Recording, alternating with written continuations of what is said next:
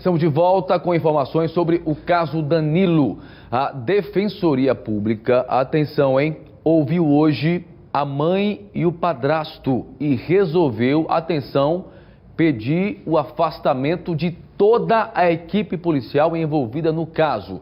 Nós vamos agora a todas as informações ao vivo com o repórter Maílson Franklin, que traz para a gente mais detalhes sobre esse novo fato envolvendo este caso emblemático que vem chocando toda a sociedade alagoana. Maílson, cadê o Maílson? Agora sim, Maílson, quais são as justificativas, o que é que a Defensoria está pedindo esse afastamento de toda essa equipe da Polícia Civil?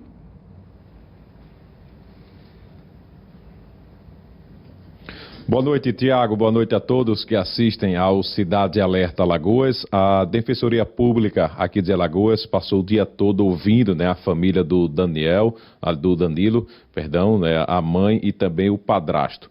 E a Defensoria vai pedir o afastamento de toda a equipe da Polícia Civil, da Delegacia de Homicídios, que está investigando esse caso. A gente conversa a partir de agora com o defensor público, Marcelo Barbosa Arantes, ele que está à frente do caso.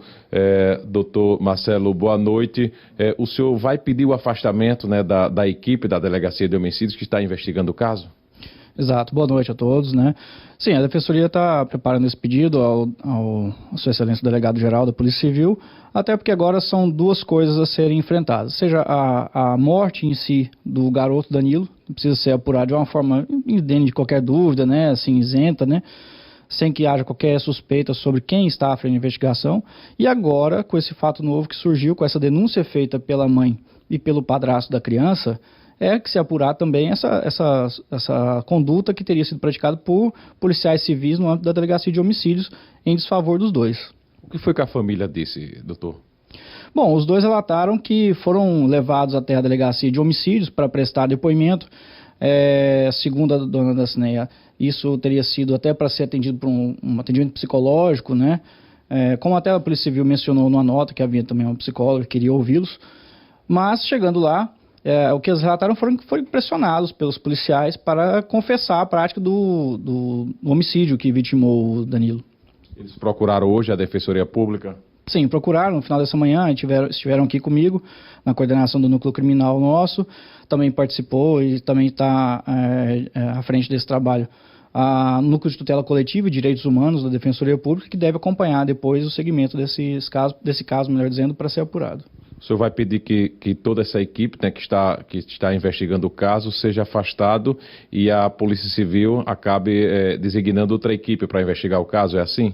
Exato. Como eu disse anteriormente, até para que a investigação desse caso, tanto a família quanto a sociedade em geral, precisa que se dê uma resposta a um crime dessa monta que vitimou esse garoto, esse menino de 7 anos apenas. É preciso que se investigue sem qualquer mácula. Agora, como a família trouxe esse fato de que houve um suposto desvio de conduta, digamos assim, suposto abuso de autoridade por parte de quem está investigando, eu penso que a Defensoria Pública entende que é o caso de se afastar até cautelarmente para que essas investigações não parem da morte do Danilo e sigam de uma forma realmente isenta, que possa seguir. E paralelamente a isso agora, como também eu já afirmei, que seja apurado também essas denúncias graves que foram feitas pelo casal. Por isso que a Defensoria Pública vai encaminhar para os órgãos responsáveis para apurar.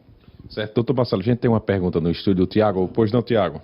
Ô Maílson, me diga uma coisa, informações que nós temos é que tanto o padrasto quanto a mãe do garoto, do Danilo, os dois chegaram na delegacia por volta de 11 horas da noite e só foram liberados às 4 da manhã. Foram ouvidos de forma separada, tá? E a pergunta que eu faço é o seguinte, eles dois poderiam ser ouvidos nessa oitiva, nesses depoimentos, sem a presença de advogados, sem a presença de um defensor público?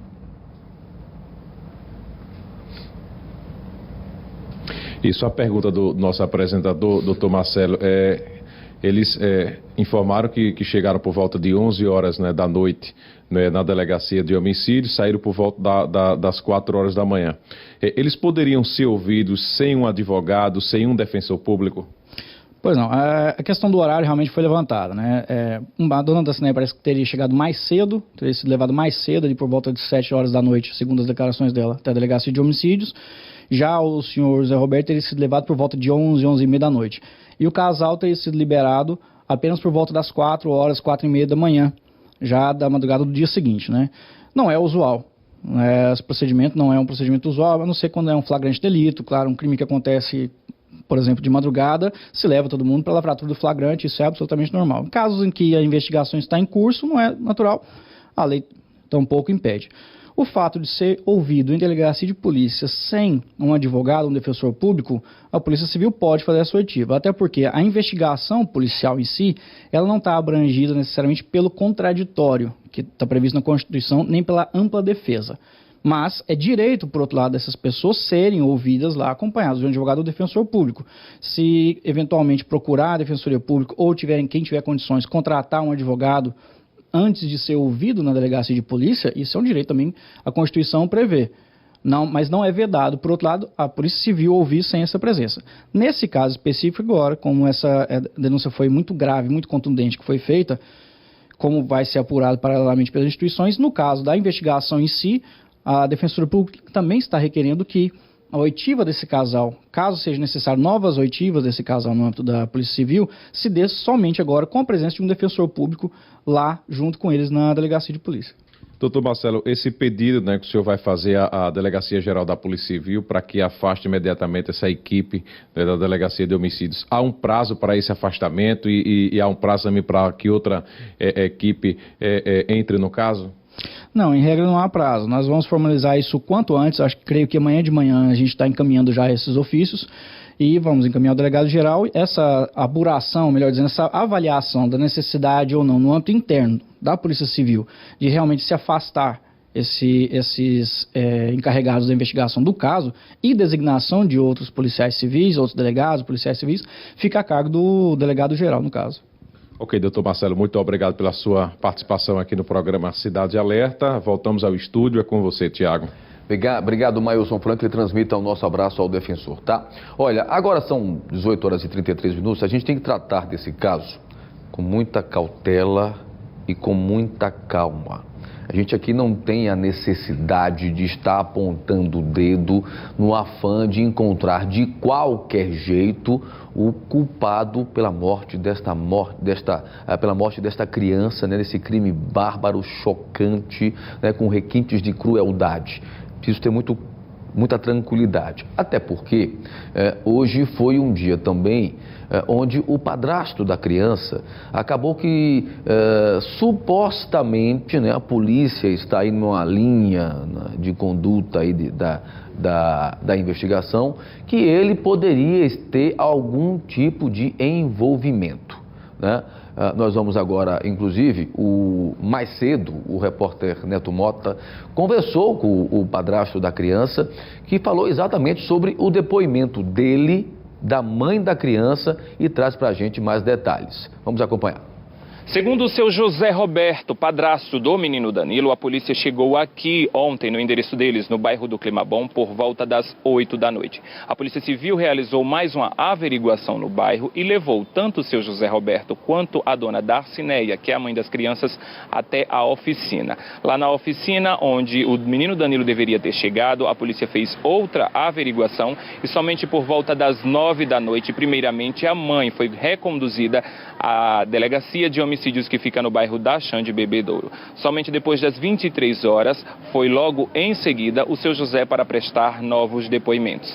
Lá eles ficaram em salas separadas e o que o seu José contou à polícia, ele falou para a nossa reportagem. Era uma base de 8 horas. Né? Aí chegaram aí, me chamaram, eu fui lá, mostrei a oficina.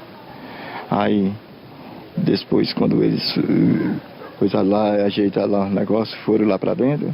Aí disse, agora vamos lá na casa da sua sogra. Fomos lá na casa da minha sogra. Aí depois, quando eu fui lá na casa da minha sogra, a gente demorou tudo para a oficina de novo. E fiquemos aí até umas 11 horas por aí assim. Aqui, ainda no bairro, antes de ir para a delegacia, o que foi que eles procuraram saber? O que foi que a polícia perguntava para o senhor, para a sogra do senhor? Bom, o que eles perguntaram para minha sogra, eu não sei, né? Eu só sei que quando eles saíram de lá, eu não tenho a mínima ideia o que foi que eles perguntaram lá para ela, né? Eu sei que falaram, olha, a família, a menina tá, o do menino tá lhe acusando. Por volta de que horas a esposa do senhor foi a primeira a sair para ir para a delegacia e o senhor ficou aqui, né? Era. Ela saiu mais primeiro do que eu. Não olhei a hora no relógio, mas era de umas 8 horas para 9 horas, por aí assim. Quando o senhor chegou lá, para onde o senhor foi levado e o que foi perguntado ao senhor? Ficaram me perguntando várias coisas, né? Perguntaram tantas coisas que eu não sei nem responder. Qual foi o horário que o senhor pôde encontrar a esposa do senhor e o que foi que ela disse que tinha acontecido com ela lá na sala que ela ficou? Eu fui encontrado a minha esposa depois de muito tempo que eu encontrei e vim pra cá. E quando acabar eu vim encontrar ela depois de muito tempo. Depois botaram eu numa sala lá, com ela lá dentro, conversando com os pessoal e ficaram conversando com a gente. Quais foram as perguntas que a esposa do senhor disse que ela teve que responder? As perguntas que a minha esposa falou, que ela perguntou para minha esposa e ela teve que responder, que a minha esposa ficou dizendo os horários que a gente de lá, o queima daqui da oficina, para procurar o Danilo. Foi verdade que jogaram para ela uma hipótese de que o senhor teria confessado o crime e fugido? Foi, né? Aí disseram para ela que eu tinha confessado o crime, mas eu estava lá fora, eu não tinha fugido não, né? Realmente falaram esse negócio dessa viagem, mas foi antes disso daí que falaram. Ela falou para o senhor que ela havia sofrido, alguém deu tapas nas costas? Ela veio falar depois quando chegou em casa. Ela disse, Roberto, fizeram uma barbaridade comigo. O que foi, minha filha? Me xingaram, deram tapa nas minhas costas, eu já morrendo de sede lá, pedi água. A mulher disse que não ia dar água. Tá bem, minha filha, vamos deixar. Só que Deus resolve. A gente amanhã procura nossos direitos. Qual foi a reação do senhor ao saber que o senhor estava entre uma das possibilidades, entre um dos suspeitos de ter cometido o crime? Foi muito triste para mim, que jamais eu me passar para fazer uma coisa dessa. Lá na delegacia ninguém falou quais as possíveis causas, quais as linhas de investigação que vem sendo apontada como a principal, se tem alguém já foi atribuído esse crime? Não, no momento não, né?